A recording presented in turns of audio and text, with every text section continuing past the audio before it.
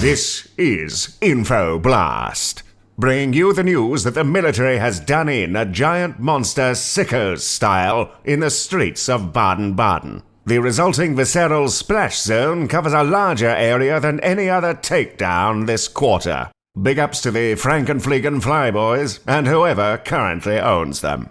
And now for today's weather update. It's all looking rather kaiju. There have been emergencies in the North Sea, Indian Ocean, South China Sea, and Bering Strait, all within the last few short weeks. The rate of attacks by giant monsters has seen a steady increase over the past decade. Just 5 years ago, you might see a city block get gnarled by a huge alien freak once every other month. Now we're approaching silly buggers figures of one event a week, or even bigger numbers than that.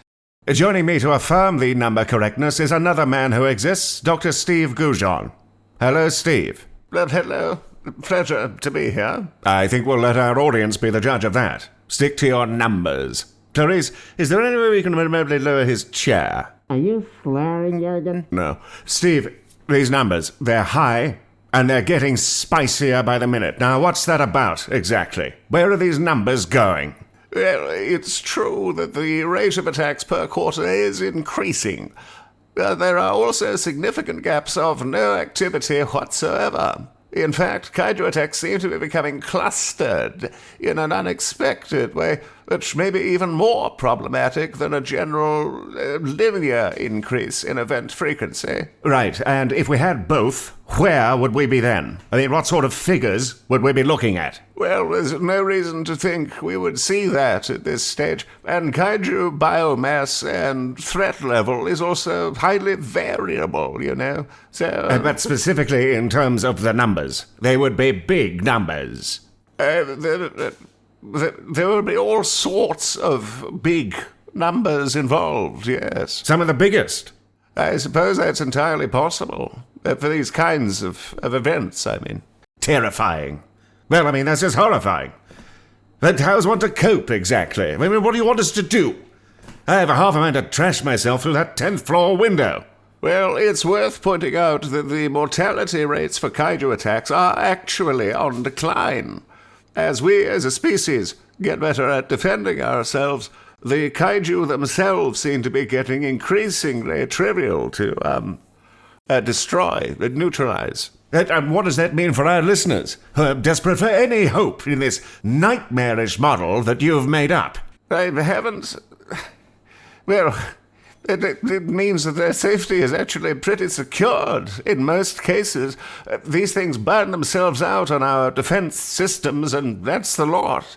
Actually, the biggest problem, aside from increasing military funding, which I should say, as a publicly funded scientist, I am absolutely in favor of, is what to do with all the kaiju we're killing in self-defense. Oh, so it's the meat, you're saying? Mounds and heaps of smoking kaiju flesh, so tall we won't know what to do with them. That's the most concerning figure. It's certainly a concerning figure.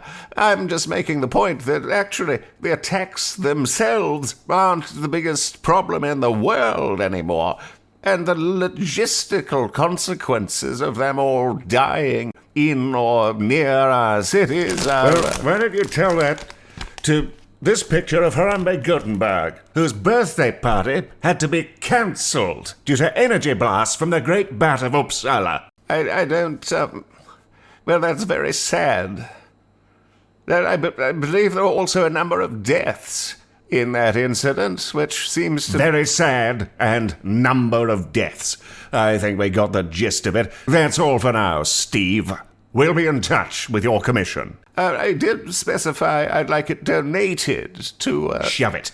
This concludes our segment with Dr. Steve Goujon. Programming will resume after this corporate break.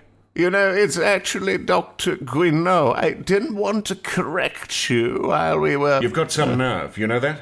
Listen, when you come into another man's place of business, it's only good manners to make sure your eye level is below his eye level. I mean, it's just rude what you've done here today. I'm sorry? You're a very tall man. I acknowledge that.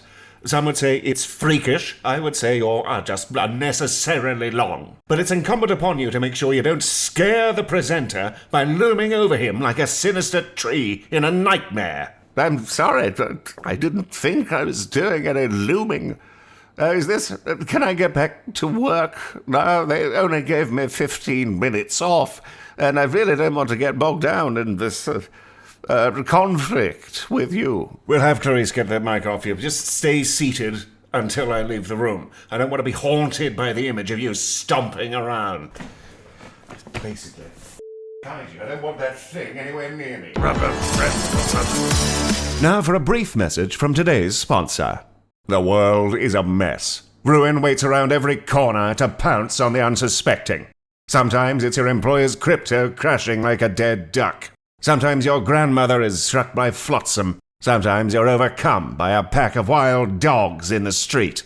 Our limbic systems are getting fried by incidents of sheer terror at a rate that will never slow down enough for the jelly that makes us afraid to work properly. It's a nightmare. We're all in it, and we're never getting out of here. This message brought to you by Barkaway, the only anxiolytic that's proven not to cause hallucinations of baying hounds. Barkaway. When the going gets rough, swallow these, you neurotic freak.